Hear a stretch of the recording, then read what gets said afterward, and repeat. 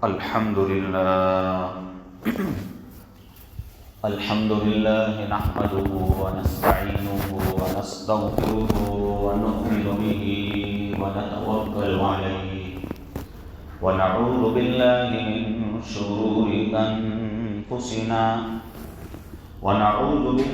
من شرور أنفسنا ومن سيئات أعمالنا من يهده الله فلا مضل له ومن يضلله فلا هادي له ونشهد أن لا إله إلا الله وحده لا شريك له ونشهد أن سيدنا ونبينا ومولانا محمدا عبده ورسوله صلى الله تعالى عليه وعلى آله وصحبه وبارك وسلم تسليما كثيرا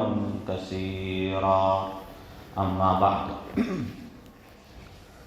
عن أبي هريرة رضي الله تعالى عنه قال قال رسول الله صلى الله عليه وسلم احبب حبيبك هونا ما عسى أن يكون كبغيضك يوما ما وابغض بغيضك هونا ما عسى أن يكون حبيبك هونا ما أو كما قال صلی اللہ علیہ وسلم.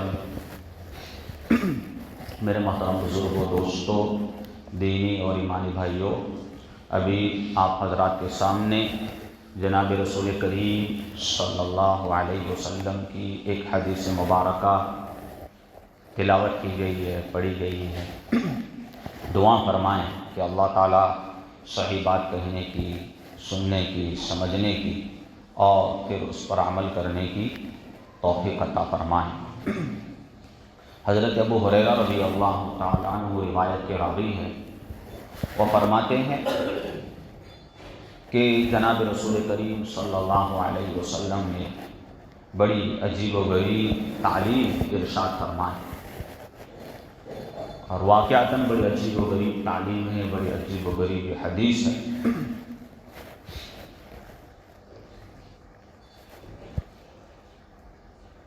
جناب رسول کریم صلی اللہ علیہ وسلم نے ایک بہت ہی زرین اصول بیان فرمایا. ایسی تعلیم، ایسا اصول کہ اگر انسان اس کو سونے کے پانی سے لکھنا چاہے تب بھی کم ہے. اور پوری زندگی کے لیے ایک اصول آپ نے بیان فرمایا. اور حقیقت یہی ہے کہ جو عقل مندی ہے، دانش مندی، حکمت، اگر کوئی شخص یہ چاہتا ہے کہ میں عقل مند کہلاؤں، دانش مند کہلاؤں اور جینیس لوگوں میں میرا شمار ہو، کس میں؟ جینیس لوگوں میں میرا شمار ہو، میں اہل الرائے اور اہل البصیرت لوگوں میں میرا شمار ہونے لگے، تو اس کو چاہیے کہ وہ قرآن اور حدیث کا مطالعہ کرے، اس کو پڑھے. اس لیے کہ جتنے بھی علوم ہیں، جتنی بھی عقل مندی، دانش مندی کی باتیں ہیں، وہ ساری کے ساری باتوں کا سرچشمہ، اس کا مخزن، اس کا منبع جو ہے وہ قرآن اور حدیث ہے، سیرت رسول ہے، سیرت صحابہ ہے. عقل مندی کا، دانش مندی کا جو سرچشمہ ہے وہ جو ہے قرآن اور حدیث ہے. اس لیے جو شخص چاہتا ہے کہ میرے اندر عقل مندی پیدا ہو جائے، دانش مندی پیدا ہو جائے، حکمت میرے اندر پیدا ہو جائے، سمجھداری میرے اندر پیدا ہو جائے، تو اس کو کس چیز کی طرف رجوع کرنا چاہیے؟ قرآن کی طرف، حدیث کی طرف، سیرت کی طرف. ان چیزوں کو پڑھنا چاہیے انسان کو. عقل مندی کا، دانش مندی کا جو سرچشمہ ہے، اس کا جو منبع ہے، وہ اخبارات اور میڈیا یہ نہیں ہے. یہ چیزیں بھی انسان کی ضروریات لگی ہوئی ان سے، لیکن اصل جو دانش مندی انسان کو حاصل ہوتی ہے، جو بصیرت انسان کو حاصل ہوتی ہے، دور تک دیکھنے کی جو صلاحیت انسان کے اندر پیدا ہوتی ہے، وہ قرآن اور حدیث کو پڑھنے سے پیدا ہوتی ہے کہ کس چیز کا کون سا موقع ہے اور کون سی چیز اس حد تک ہو تو اعتدال کے ساتھ کہلاتی ہے، بیلنس کے ساتھ کہلاتی ہے، اور اگر اس حد سے بڑھ جاتی ہے تو وہ ان بیلنس ہو جاتی ہے۔ یہ ساری کے ساری جو رہنمائیاں ہیں، ہدایات ہے، گائیڈنس ہے، قرآن اور حدیث سے ہم کو پتہ چلتی ہے۔ تو اسی طرح کا بڑا عجیب و غریب اصول میرے اور آپ کے آقا صلی اللہ علیہ وسلم نے بیان فرمایا کہ احبب حبیبک ہونما، کہ جب کبھی تم دوستی رکھو، کسی کے ساتھ تمہارا تعلق ہو، کسی کے ساتھ تمہاری محبت ہو، تو وہ تعلق، وہ دوستی، وہ محبت اعتدال کے ساتھ ہونا چاہیے۔ کیا فرمائے اللہ کے رسول؟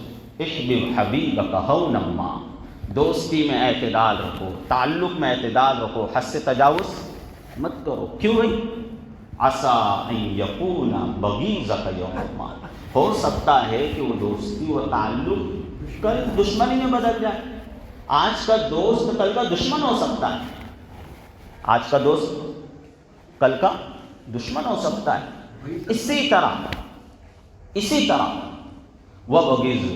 بغیضک ہونما، اگر کسی کے ساتھ تمہارا مزاج نہیں مل رہا ہے، دونوں بھی مخالف ہے یا دونوں کے درمیان دشمنی ہے، تو اس دشمنی کے اندر بھی، اس نفرت کے اندر بھی حسمت پڑھو، بلکہ دشمنی کے باوجود ایک سافٹ کارنر باقی رکھو، تاکہ کل اگر وہ دشمنی دوستی میں تبدیل ہو جاتی ہے تو تم کو بہت زیادہ افسوس کا سامنا نہ کرنا پڑے اور شرمندگی کا سامنا نہ کرنا پڑے، اس لیے کہ اس سے ہمارے خیالات مل نہیں رہے تھے اور ہمارا اس کا مزاج مختلف تھا، حتیٰ کہ دونوں کے درمیان نفرت بھی تھی۔ تو نفرت کے اندر بھی کوئی ایسا کام مت کر جاؤ، کوئی ایسی بات اس کو مت بول دو کہ کل کو اگر دوستی کرنا پڑے، ہاتھ ملانا پڑے، تو پھر انسان کو سوچنا پڑے کہ یار میں نے تو فلاں کے ساتھ ایسا معاملہ کر لیا ہے، سمدھی کے ساتھ ایسا معاملہ کر لیا، داماد کے ساتھ ایسا معاملہ کر لیا، بیوی کے ساتھ ایسا معاملہ کر لیا ہے، اپنے محلے پڑوس کے فلاں شخص کے ساتھ یا فلاں رشتہ دار کے ساتھ تو میں اس حد تک آگے بڑھ چکا ہوں، اب پیچھے آؤں تو کیسے آؤں؟ بیک کا کوئی موقع ہی نہیں رکھا، اس نے پیچھے آنے کا کوئی موقع اس نے باقی نہیں رکھا۔ تو میرے اور آپ کے آقا صلی اللہ علیہ وسلم ہمیں ہدایت دے رہے ہیں، ہم سب کی رہنمائی کر رہے ہیں کہ اگر کسی کے ساتھ ہماری بول چال ہو بھی گئی، نفرت پیدا ہو گئی، تو اس نفرت کے اندر بھی بھئی ایک اعتدال باقی رکھا جائے۔ کل کو اگر دوستی ہو جاتی ہے، ہاتھ ملانے کا موقع آتا ہے، تو ہاتھ ملانا، دوستی کرنا ہمارے لیے کیا ہو جائے؟ آسان رہے۔ تو دوستی میں بھی اعتدال اور دشمنی میں بھی اعتدال ہونا چاہیے انسان کی۔ اور ایک بہت ہی اہم چیز یہ جو بڑی گہری بات ہے، اور یہ گہری بات انسان کو قرآن اور حدیث پڑھنے سے معلوم ہوتی ہے، اس لیے کہ جتنی بھی قرآنی علوم ہے، احادیث کے علوم یا آسمانی علوم ہے، یہ وحی ربانی ہے، اللہ تعالیٰ نے انسانوں کو سکھائے ہیں، تو اللہ تعالیٰ سے زیادہ تو کسی کا علم نہیں ہو سکتا۔ تو یہ جو دوستی کے اندر اور دشمنی کے اندر اعتدال کی تعلیم دی گئی ہے، وہ اس لیے کہ یہ دنیا ہے، جو دنیا ہے، اس دنیا کا خاصہ یہ ہے کہ یہاں پر کسی بھی چیز کو ثبات حاصل نہیں، کوئی بھی چیز یہاں پر ہمیشہ اس کو حاصل نہیں، اس کو دوام حاصل نہیں، دنیا کی کسی بھی چیز کو ہمیشگی نہیں ہے، اس کو استقلال نہیں ہے، اس کو دوام نہیں ہے۔ کوئی مالدار ہے تو مالداری کو دوام حاصل نہیں ہے، ہو سکتا ہے کل کو غریب ہو جائے، کوئی حادثہ پیش آ گیا یا کوئی بیماری پیش آ گئی، سارے پیسے بیماری کے پیچھے چلے گئے، یا کوئی بیمار ہے تو اس سے بھی بہت زیادہ ناراض ہونے کی یا دل چھوٹا کرنے کی ضرورت نہیں ہے۔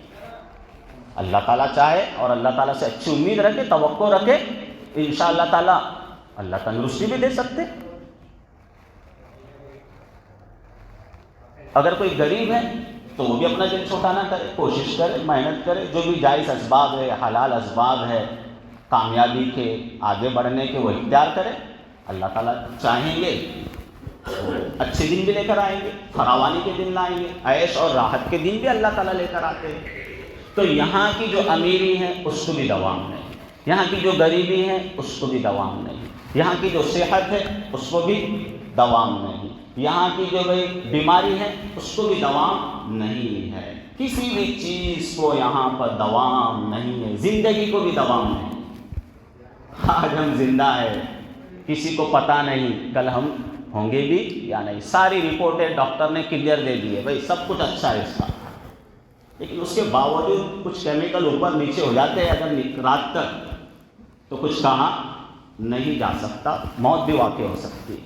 تو زندگی کو بھی کوئی دوام نہیں ہے۔ پتہ چلا کہ اس دنیا کا خاصہ یہ ہے، یہاں کی خاصیت یہ ہے کہ کسی بھی چیز کو دوام اور پائیداری حاصل نہیں ہے۔ تو ٹھیک اسی طرح دوستی بھی یہاں کی پائیدار نہیں اور دشمنی بھی یہاں کی پائیدار نہیں۔ اس لیے اگر کسی سے دوستی ہو تو اس میں حد سے تجاوز نہیں، کسی کے ساتھ دشمنی ہو تو اس میں بھی حد سے تجاوز نہیں، اس کی ایک لمٹ ہے، اس کی ایک باؤنڈری ہے دوستی کی بھی اور دشمنی کی بھی، اسی کے اندر انسان کو رہنا ہے، اور عقل مندی کا بھی یہی تقاضا ہے۔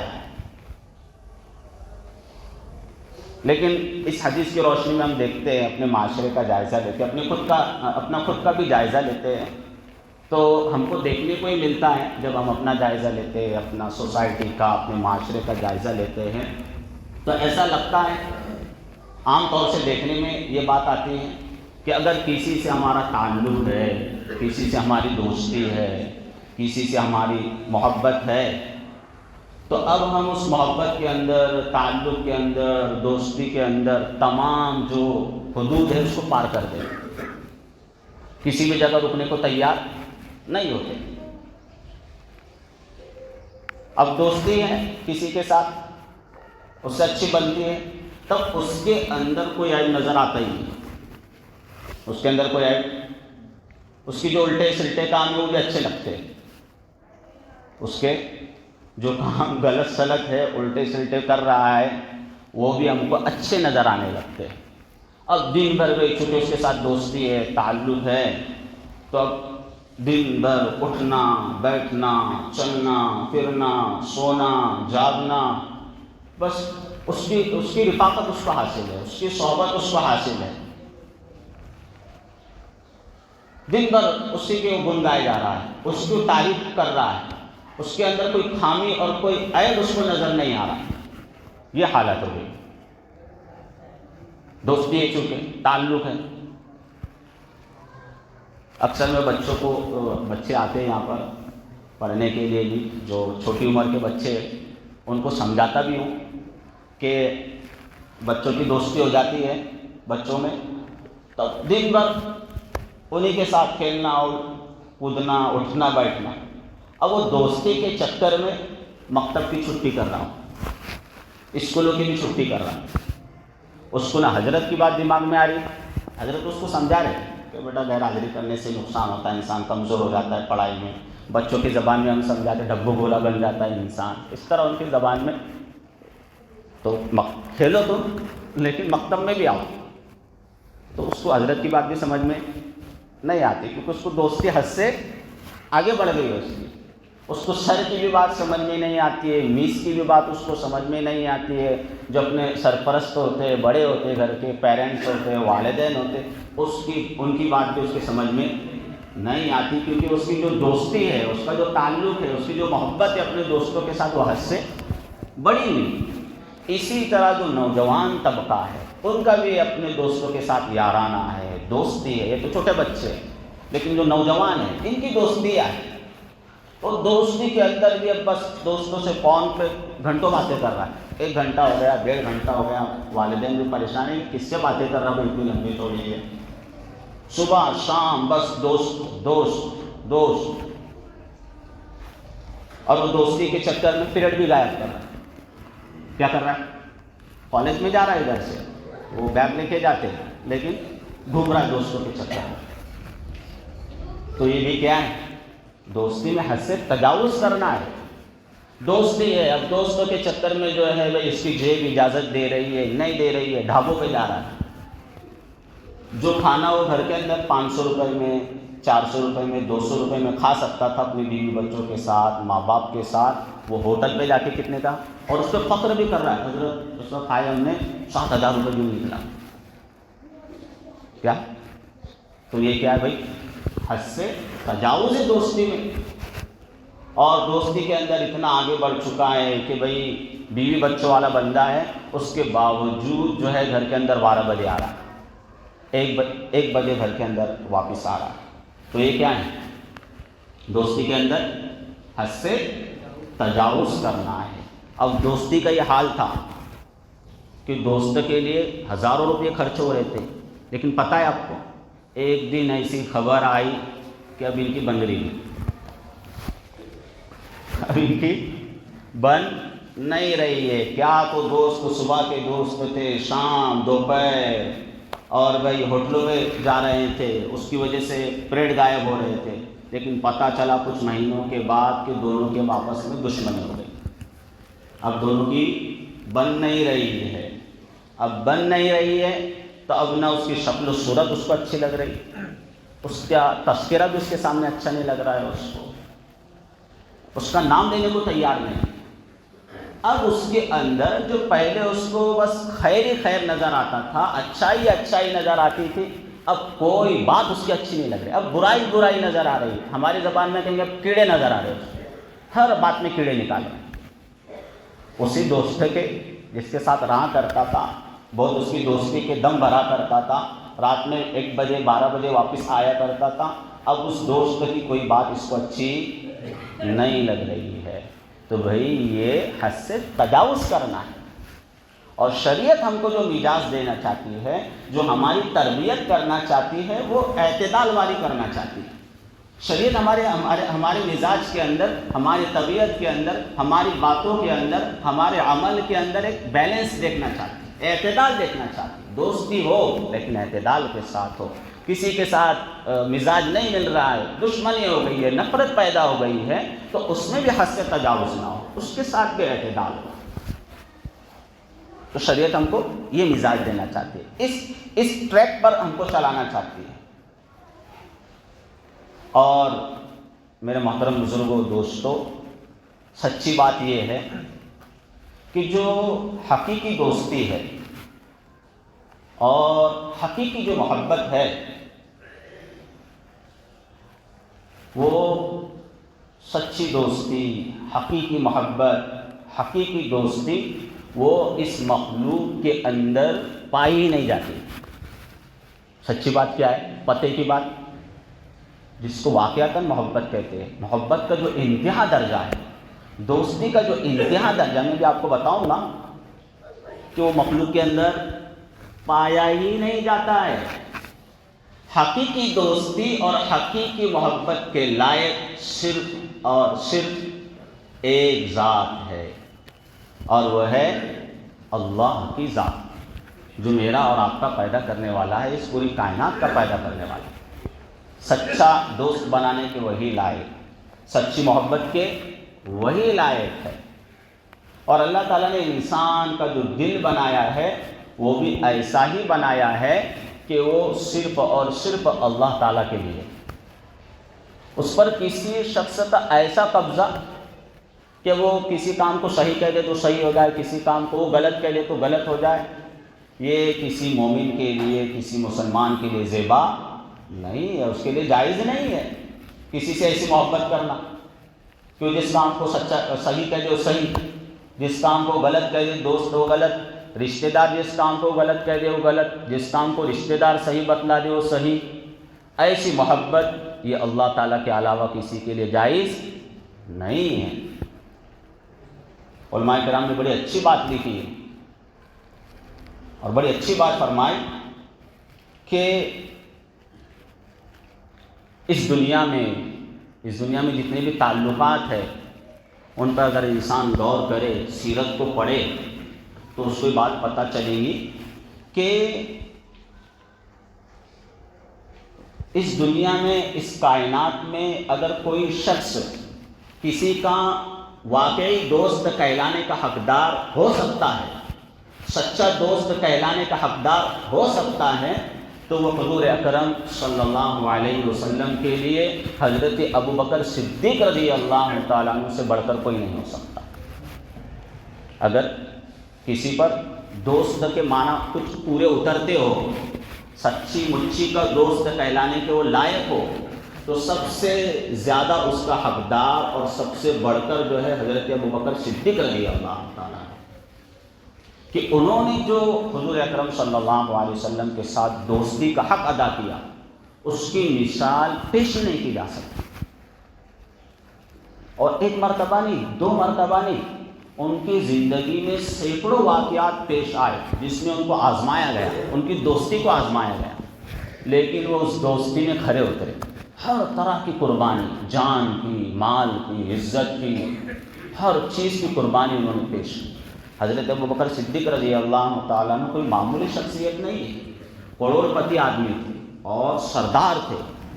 اپنی کروڑوں روپے کی دولت جائیداد انہوں نے نبی کریم صلی اللہ علیہ وسلم کے حکم پر لگا دی۔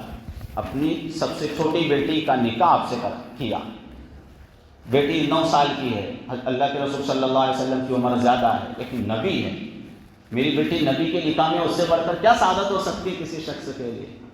کسی عیسائی نے یہی اعتراض کیا تھا کہ بھئی آپ کے نبی نے اتنی چھوٹی عمر کی لڑکی سے نکاح کیوں کیا؟ تو اس نے کہا کہ اگر آپ کو پتہ چل جائے کہ فلاں شخص نبی، حضرت عیسیٰ اگر آ جائے اس دنیا میں، اور اگر آپ کو یہ موقع میسر ہو کہ آپ کی بیٹی ان کے نکاح میں جائے، تو کیا آپ پسند نہیں کروں گا؟ کیوں نہیں پسند کروں گا؟ ضرور ہے، نبی سے بڑھ کر داماد کون ہو سکتا ہے؟ تو میں تو اپنی بیٹی دینا اس کو پسند کروں گا۔ تو کہا کہ ویسے حضرت ابوبکر نے اپنی بیٹی نبی کو دینا پسند کی۔ جب بیٹی کو کوئی اعتراض نہیں ہے، اس کے سسر کو کوئی اعتراض نہیں ہے، تو تیرے پیٹ میں کیوں مڑوڑ ہو رہی؟ اعتراض ہونا چاہیے تھا، حضرت عائشہ کو ہونا چاہیے تھا، یا ان کے والد کو ہونا چاہیے تھا۔ ان کے والد تو اپنے لیے سب سے بڑی سعادت مند اس کو سمجھ رہے، خوش نصیبی سمجھ رہے۔ وہ حضرت عائشہ بھی اس کو خوش نصیبی سمجھ رہی ہے کہ میں نبی کی بیوی ہوں، تو میرے اور آپ کے پیٹ میں مڑوڑ کیوں ہو رہی ہے بھائی؟ ہے نا؟ تو اپنی بیٹی دی۔ تو یہ بھائی حضرت ابوبکر صدیق رضی اللہ تعالیٰ عنہ، ہجرت کا بڑا مشہور واقعہ ہے کہ ہجرت میں آپ کے ساتھ جو ہے حضرت ابوبکر صدیق رضی اللہ تعالیٰ عنہ ہے۔ بڑا یعنی کہ جو سفر ہے خطرات سے گھرا ہوا سفر ہے، دشمن آپ کی طاق میں ہے، کب پکڑے جائے اور کب قتل کر دیے جائے اس کا کوئی بھروسہ نہیں ہے۔ اور اس بات کا اعلان ہے کہ جو ابو بکر کا اور نبی صلی اللہ علیہ وسلم کا پتہ بتلائے اس کے لیے 100 اونٹ کا انعام۔ کتنے؟ 100 اونٹ کا۔ تو نبی صلی اللہ علیہ وسلم اور حضرت ابو بکر دشمنوں سے چھپتے ہوئے جا رہے، اور ایسا موقع آیا کہ آپ کو غار میں پناہ لینی پڑی، غار ثور کے اندر۔ بڑا اونچا پہاڑ ہے، انسان جب اس پہ چڑھتا ہے تو اس کا سانس پھولنا شروع ہو جاتا ہے۔ اتنے اونچے پہاڑ پر چڑھے، اور چونکہ وہ جو غار تھا اس میں سانپ بچھو وہ بھی رہا کرتے تھے، ان کے بل بنے ہوئے تھے۔ حضرت ابوبکر صدیق رضی اللہ تعالیٰ عنہ پہلے غار کے اندر داخل ہوئے تاکہ سانپ اور بچھو نبی صلی اللہ علیہ وسلم کو کوئی نقصان نہ پہنچا سکے، ایسی دوستی۔ اور ان جتنے بھی سانپ کے جو بل تھے، بچھو کے جو بل تھے، ان میں کپڑے آپ نے رکھے، پھر بھی ایک آدھ جو سوراخ تھا وہ باقی رہ گیا تو وہاں پر اپنی ایڑی لگا دی، اور نبی صلی اللہ علیہ وسلم آپ کے زانوں پر جو ہے آرام فرما رہے ہیں۔ ایسی دوستی۔ پھر اور آگے سفر کے لیے چلے تو حضرت ابوبکر صدیق رضی اللہ تعالیٰ عنہ نے محسوس کیا کہ آپ کے چہرے پر بھوک کے آثار ہیں، کیونکہ کئی دنوں کا سفر ہے، 500 کلومیٹر پیدل جانا کوئی آسان بات تھوڑی ہے۔ مکہ، ہم کہتے ہیں مکہ مدینہ، تو مکہ مدینہ آزو بازو میں نہیں ہے، پالدی جتنا 500 کلومیٹر دور ہے۔ 500 کلومیٹر چھپتے چھپاتے جانا یا اونٹ کے ذریعے جانا کوئی آسان کام نہیں ہے۔ درمیان میں بھوک بھی محسوس ہوئی، آپ نے محسوس کی، تو آپ ایسے خطرات کے اندر ایک جگہ گئے، ایک بڑھیا سے دودھ لایا اور نبی صلی اللہ علیہ وسلم کو پلایا۔ خود نہیں پی رہے، نبی صلی اللہ علیہ وسلم، اس کو کہتے ہیں اٹ از کالڈ دوست، اٹ از کالڈ فرینڈ۔ خود نہیں پی رہے، نبی صلی اللہ علیہ وسلم کو پلا رہے۔ اور جب نبی صلی اللہ علیہ وسلم اس دودھ پینے کے بعد سیراب ہو گئے تو کسی موقع پر حضرت ابوبکر صدیق رضی اللہ تعالیٰ عنہ نے واقعہ بیان فرمایا کہ جب نبی صلی اللہ علیہ وسلم نے دودھ پی کر آپ سیراب ہو گئے تو مجھے ایسا لگا کہ میں سیراب ہو گیا، میں نے دودھ پی لیا۔ دودھ پینے والے کو اتنی خوشی نہیں ہو رہی جتنا پلانے والے کو ہو رہی ہے۔ تو ایسی دوستی، اب بتاؤ اتنے ایثار کی، اتنی قربانی کی کوئی مثال پیش کی جا سکتی؟ اتنا ایثار، اتنی قربانی، اپنا مال جان ہر چیز لٹا دی نبی پر، لیکن اس کے باوجود نبی صلی اللہ علیہ وسلم جہاں آپ کے تعلق کو بیان کر رہے ہیں وہی دوستی کی حد بھی بیان کر رہے ہیں۔ آپ نے فرمایا لو كنت متخذا خلیلا لاتخذت ابا بکر خلیلا، کہ اگر میں کسی کو اپنا دوست بناتا تو ابو بکر کو دوست بناتا، یعنی کہ جو محبت کی انتہا ہے، میرا دل چاہتا ہے کہ محبت کی انتہا میں ابو بکر پر ختم کر دوں، لیکن وہ محبت کی انتہا کو میں ابو بکر پر بھی نہیں ختم کر سکتا، اس لیے کہ جو محبت کی انتہا ہے وہ اللہ تعالیٰ کے لیے ہے۔ یہ حق صرف اللہ تعالیٰ کو حاصل ہے کہ اللہ جس چیز کو صحیح کہہ دے وہ صحیح، اللہ جس چیز کو غلط کہہ دے وہ غلط، اللہ جس کو جائز بتلا دے وہ جائز، اللہ جس چیز کو ناجائز بتلا دے وہ ناجائز، اللہ جس چیز کو حلال بتلا دے وہ حلال، اللہ جس چیز کو حرام بتلا دے وہ حرام۔ تو یہ مقام اور مرتبہ صرف کس کو حاصل ہے؟ صرف اللہ کو حاصل ہے۔ اتنا گہرا دوست ابو بکر، اس کو بھی مقام مرتبہ حاصل ہے، اس کو بھی یہ مقام مرتبہ حاصل نہیں۔ تو ہماری جو دوستی ہے یا ہماری جو دشمنی ہے اس کے اندر کیا ہونا چاہیے بھائی؟ اعتدال ہونا چاہیے، اعتدال سے آگے نہیں بڑھنا ہے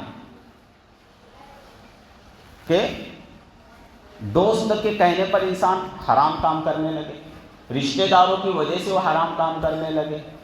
جیسے کہ بھی شادی بیاہ کا موقع ہے، شادی بیاہ کے اندر ہر انسان چاہتا ہے کہ میں دوستوں کو خوش کروں، رشتہ داروں کو خوش کروں، اور ان کو خوش کرنے کے لیے وہ ہلدی کر رہا ہے۔ کیا کر رہا ہے بھائی؟ ہلدی کی رسم کر رہا ہے۔ کیوں؟ وہ بیوی نہیں مان رہی، بیوی سے محبت ہے، بچوں سے بھی محبت ہے، بیٹی سے بھی محبت ہے، رشتہ داروں سے بھی محبت ہے، دوست اور احباب سے بھی محبت ہے، لیکن ان سب کی محبت کی کیا ہے؟ ایک حد ہے۔ اگر وہ ہم کو ایسے کام کرنے کے لیے کہتے ہیں جس کی شریعت نے اجازت نہیں دی ہے تو اب ان کے دل ٹوٹنے کی اتنی پرواہ نہیں، شریعت کی ٹوٹنے کی انسان کو پرواہ کرنا ہے۔ یہ ہے اعتدال۔ یہ کیا ہے بھائی؟ اعتدال، کہ اللہ کا حکم نہ ٹوٹنے پائے، دوست اپنی جگہ، بیوی اپنی جگہ، بیٹا اپنی جگہ، بیٹی اپنی جگہ، لیکن چونکہ ان کا جو حکم ہے، ان کی جو خوشی ہے وہ اللہ کے حکم سے ٹکرا رہی ہے، رسول کریم صلی اللہ علیہ وسلم کی شریعت سے، ان کی سنتوں سے ٹکرا رہی ہے، تو اب ہم کس کو ترجیح دیں گے بھائی؟ بتاؤ، اللہ کو ترجیح دیں گے، رسول اللہ کو ترجیح دیں گے؟ اور اگر ہم یہ نہیں کر رہے تو اس کا مطلب یہ ہوا کہ ہماری جو محبت ہے وہ حد سے آگے بڑھی ہوئی ہے، حد سے تجاوز ہم کر رہے ہیں، جو باؤنڈری ہے، جو حدود ہے، اس کو ہم نے فلانگ لیا۔ تو اس بات کا ہم خیال رکھیں کہ کسی بھی شخص کی بات ہم جو شریعت کے اگینسٹ ہو، اللہ کے حکم کے اگینسٹ ہو، رسول اللہ صلی اللہ علیہ وسلم کی سنت کے اگینسٹ ہو تو ہم اس کو قبول نہیں کریں گے۔ ہم کسی دوست کے چکر میں، کسی رشتہ دار کے چکر میں، سماج اور سوسائٹی کے چکر میں ہم کوئی ایسا کام نہیں کریں گے جو ہماری شریعت سے ٹکراتا ہو۔ یہ ہلدی کیا ہے؟ کیا چیز ہے؟ اس کا کوئی لاجک بنتی؟ ایک بندہ گورا چٹا ہے، گورا چٹا ہے، اور اس کو ہلدی چپڑنے کی کیا ضرورت ہے؟ کوئی لاجک ہی نہیں بھائی اس کی، بس لیکن کر کیوں رہا ہے؟ اور اچھا صرف ہلدی نہیں لگا رہے، چلو اگر انسان چلو بھائی گھوڑا چٹا بھی بندہ باتھ روم میں جا کر اس کا لگاتا ہے، 1 گھنٹہ بیٹھے رہے، چلو ٹھیک ہے تیری شادی ہے، تیرا نکاح ہے، انسان کو خوشی ہوتی ہے، لیکن اس کو آ کے عورتیں ہلدی لگا رہی ہے، پھر اس کو کہا وہ چوکی پہ بٹھاتے اور کیا کیا وہ کرتے ہو، پھر اس کے ساتھ ساتھ ہمارے زمانے میں تو اور بھی حد سے تجاوز ہے، بالکل نوجوان کزنیں ہیں، پھپھیری بہنیں ہیں، ممیری بہنیں ہیں، ان سے پردہ ہے شریعت کے اندر۔ اب ان کے ساتھ جو ہے انسان وہ اس کی مستی مذاق کر رہا ہے، ہلدی ہو رہی ہے، باقاعدہ ویڈیوز بن رہی ہے اور ڈانس ہو رہے ہیں، اور جو ہے بھئی ڈانس کے ساتھ ساتھ گانے بجائے جا رہے ہیں، یہ ساری کے ساری چیزیں یہ حد سے تجاوز ہے، یہ محبت میں حد سے تجاوز کر جانا ہے، یہ رشتہ داری اور تعلق میں حد سے آگے بڑھ جانا ہے، شریعت اس کی ہم کو اجازت نہیں دیتی ہے۔ اسی طرح ولیمے کی ایک رسم رات میں چل پڑی ہے، بار بار آپ کو توجہ دلائی جا رہی ہے، اور اسی لیے توجہ دلائی جا رہی ہے کہ اللہ تعالیٰ کرے کہ یہ بات ہمارے دل و دماغ میں بیٹھ جائے کہ یہ بھی حد سے کیا ہے، تجاوز ہے۔ ولیمہ ٹھیک ہے، سنت ہے، لیکن اس سنت کے نام پر کتنی چیزیں بالکل گناہ کی کر رہے ہیں۔ ایک ہوتا ہے گناہ انسان چھپ کر کرتا ہے، وہ بھی گناہ ہے، لیکن اس کی سختی اتنی زیادہ نہیں، اس کی معافی کی بہت گنجائش، اس لیے کہ اس نے چھپ کر کیا، وہ سمجھ رہا ہے کہ یہ گناہ ہے۔ اور ایک گناہ ہوتا ہے علل اعلان، ڈھٹائی کے ساتھ۔ تو جو علل اعلان گناہ ہوتا ہے ڈھٹائی کے ساتھ، اور پھر وہ گناہ اجتماعی صورت میں ہو، تو اس کی جو سختی ہے، اس کا جو گناہ ہے وہ اور بڑھ جاتا ہے۔ اب اس پر جو علل اعلان گناہ ہے، اس پر جو نکیر ہوگی وہ بھی علل اعلان ہوگی، اب وہ چھپ کر نہیں ہو سکتی، کیونکہ وہ گناہ علل اعلان کیا گیا ہے۔ تو دیکھنے میں آ رہا ہے کہ جو آتش بازی کر رہے لوگ، پٹاخے پھوڑ رہے، کئی ہزاروں روپیوں کا انسان اس میں آتش بازی کر رہا ہے، کتنے روپے؟ ہزاروں روپیوں کی آتش بازی کر رہا ہے، اور یہی بندے کو اگر کہا جائے کہ کھلا کھلا نیک کام کا تقاضا ہے، اس کے اندر کچھ تعاون ہو جائے تو اچھی بات ہے، تو پھر انسان جیب ٹٹولنا شروع کر رہا ہے۔ کیا؟ تو ہزاروں روپیوں کو وہ آگ لگا رہا تھا، اور کہیں نیکی کا معاملہ آ گیا تو انسان جیب ٹٹولنا شروع کر رہا ہے۔ تو یہ آتش بازی کرنا ولیموں کے اندر، اور عورتوں کو جو ہے اسٹیج پر باقاعدہ بٹھانا، گانے بجانا، میوزک لگانا، یہ سارے کے سارے کام بالکل ناجائز ہے، حرام ہے، شریعت میں اس کی کوئی اجازت نہیں ہے، اور یہ حد سے آگے بڑھنا ہے۔ یہ محبت میں، لوگوں کے تعلق میں کیا کرنا ہے بھائی؟ بیوی کی محبت کہہ لیجئے، بیٹے کی محبت کہہ لیجئے، باپ کی محبت کہہ لیجئے، گھر کی عورتوں کی محبت کہہ لیجئے، سوسائٹی کا دل رکھنے کے لیے کہہ لیجئے، جو بھی آپ عنوان دے دیجئے، یہ ساری کے ساری چیزیں بھائی حد سے تجاوز کرنا ہے۔ شریعت اس کی ہم کو اجازت نہیں دیتی ہے، ہر چیز میں اعتدال ضرور ہے، اور اگر کسی اور شریعت کا مسئلہ یہ بھی ہے کہ اگر ایسی شادی میں ہم کو جانا پڑ جائے تو اس کا بائیکاٹ آپ کے اوپر لازمی ہے۔ ایسی شادی کا، ایسے ولیمے کا آپ کو دعوت آ گئی، آپ ایسے گاؤں دیہات میں چلے گئے کہ بھئی وہاں پر ہوٹل ہے، تو آپ کے لیے ضروری ہے کہ آپ وہاں سے اٹھ کر ہوٹل پر کھانا کھائیں اور سیدھے گھر پر آ جائیں۔ آپ ایسی جگہ پر شادی میں شامل ہو گئے جہاں پر ڈانس ہو رہا ہے، یا بھئی عورت کو جو ہے وہ اسٹیج پہ لا کر بٹھا دیا گیا ہے، میوزک ہو رہی ہے، گانے ہو رہے ہیں، اور آپ باہر سفر پر ہیں، اور وہاں پر ہوٹل وغیرہ کا نظم ہے، تو کہاں جانا ضروری ہے؟ ہوٹل پہ جا کے کھانا ہے۔ اور اگر یہی کی دعوت ہے تو الٹے پاؤ واپس آ جائے، بیوی سے کہے ایک انڈا منگا، اور انڈا بنا کر اور 2 روٹی بنا کر گھر پہ کھا لے، بریانی کھانے کی کوئی حرص کرنے کی ضرورت نہیں۔ یہ حد سے تجاوز ہے، یہ بھی کھانے کی حرص سے گویا ہے کہ بریانی کے لیے بھی تو آدھا گھنٹہ 1 گھنٹہ یہاں پر رکے گا، اور وہ میوزک اور گانے اور یہ سب بے حیائی کا ماحول تجھ کو دیکھنا پڑے گا، تو یہ سب کیا ہے بھائی؟ یہ ساری چیزیں، اور اسی کا نام بھائی مسلمان ہونا ہے۔ اسی کا نام کیا ہے؟ مسلمان ہونا ہے۔ مسلمانی صرف جو ہے نماز روزے کی حد تک نہیں ہے، اور یہ چیزوں پر اگر ہم نے قدغن نہیں لگائی تو یہ چیزیں پھر کسی ایک حد پر جا کر نہیں رکتی ہے، وہ چیزیں آگے بڑھتی چلی جاتی ہے۔ اس لیے میرے اور آپ کے آقا صلی اللہ علیہ وسلم نے ارشاد فرمایا کہ ہر چیز تمہاری اعتدال کے ساتھ ہونی چاہیے۔ دوستی ہے، دوستی بھی اعتدال کے ساتھ، دشمنی ہے، دشمنی بھی اعتدال کے ساتھ۔ اسی طرح ایک اور چیز کی طرف توجہ دلانا مقصود ہے کہ ابھی جو ہے ہمارے یہاں مہاراشٹر کے اندر الیکشن شروع ہے۔ اب وہ الیکشن چونکہ جو ودھان سبھا کے الیکشن ہوتے ہیں، لوک سبھا کے الیکشن ہوتے ہیں، اس میں اتنا مسئلہ نہیں ہوتا، وہ اتنے لوگوں کے ذہن و دماغ پر سوار نہیں ہوتے، بلکہ ہماری زبان میں کہیں گے کہ وہ اختیام میں نہیں آتے۔ جو विधान सभा के इलेक्शन है, लोक सभा के इलेक्शन है, वो उतने लोगों के आंग में नहीं आते। लेकिन जो ये मकामी इलेक्शन होते हैं, महानगर पालिका के इलेक्शन है, नगर पालिका के इलेक्शन है, वो लोगों के आंग में बहुत ज़्यादा आते हैं। उसकी वजह से बहुत सारे लोग एतदाल से आगे बढ़ जाते हैं, दुश्मनियों के हद तक पहुंच जाते हैं। तो जो इलेक्शन है, हम उसको इलेक्शन के हद तक रह लेते उसको। हाँ, उस इलेक्शन की वजह से ना हमको अपने मोहल्ले वाले से नाराज़ होना है, ना ही अपने रिश्तेदारों से नाराज़ होना है।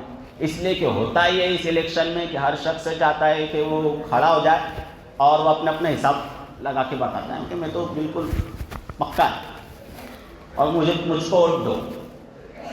तो आपको ऐसे मौके पर वीडियोस भी बहुत सारी आ रही है, लोग गालियाँ दे रहे हैं एक दूसरे को, मुसलमान को गालियाँ दे रहा है, मुसलमान जो है मुसलमान से नाराज़ हो रहा है, दुश्मनी पैदा कर रहा है। तो आपको इस इलेक्शन के चक्कर में दुश्मनी पैदा करने की चंदा ज़रूरत नहीं है। इलेक्शन है, उसको इलेक्शन के हिसाब से लें, उसको इलेक्शन के हद तक रहने दें। तो इस बात का भी आप ख्याल रखें। जो हदीस पढ़ी गई वो इसी तनाजुर में पढ़ी गई कि अल्लाह के रसूल सल्लल्लाहु अलैहि वसल्लम ने इरशाद फरमाया कि इहबिब हबीबका हुनल्लाह, कि दोस्ती रखो, एतदाल से रखो। आसा अन यकून बगीज़का यौमम्मा, हो सकता है कि वो दोस्त आज का दोस्त कल का दुश्मन बन जाए। वह बगीज़का हुनल्लाह, और अगर किसी से इख्तिलाफ है, अगर किसी से मिजाज नहीं मिलता है, किसी से नफ़रत है, तो नफ़रत भी एतदाल के साथ होना चाहिए। उसकी भी एक हद है कि किसी मौके पर उससे मिलना पड़ जाए, उससे दोस्ती की नौबत आ जाए तो हाथ मिलाने में आसानी रहे। वह बगीज़का हुनल्लाह असा अन यकून हबीबका यौमम्मा, कि आज का दुश्मन कल का दोस्त भी बन सकता है। लिहाजा इन तमाम चीज़ों को हम सामने रखते हुए भी अपनी ज़िंदगी गुजारेंगे तो इंशाअल्लाह ताला हमारी दुनिया भी बड़ी कामयाब गुजरेगी और आखिरत की ज़िंदगी भी बड़ी कामयाब गुजरेगी। और एक आखिरी बात और जहन में आई हुई बतला दूँ कि जो इस तरह की जो शादियाँ हो रही है ना, उसमें लोग उलमा को, आइम्मा को दावत भी देते हैं, मोहब्बत होती है उन लोगों को बहुत ज़्यादा। तो इसका ख्याल रखें। और अच्छा, उनसे कहा जाए तो हंसते हंसते कहते भी है कि हज़रत मुजावर को मौलवी की क्या चोरी यानी क्या हो हज़रत, आप नहीं आएंगे तो क्या मज़ा ही क्या है। तो भाई आपको भी काम बनता है कि आप इस बात का ख्याल रखें कि ऐसा कोई काम ना करें जो शरीयत के ख़िलाफ़ हो और जो है वो दीनी शख्सियत के ख़िलाफ़ हो। आपकी मोहब्बत अपनी जगह पर है और उसकी कदर की निगाह से हम देखते, लेकिन इन चीज़ों को प्रोटोकॉल नहीं दिया जा सकता, इन चीज़ों को प्रोवाइड नहीं किया जा सकता, इन चीज़ों की हौसला अफजाई नहीं की जा सकती। इसके ऊपर बोलना, इसके ऊपर कदगन लगाना ज़रूरी हुआ करता है। अल्लाह ताला भी हम सबको अमल की तौफीक अता फरमाए। जिन हज़रात ने सुन्नत अदा नहीं की वो सुन्नतें अदा करें।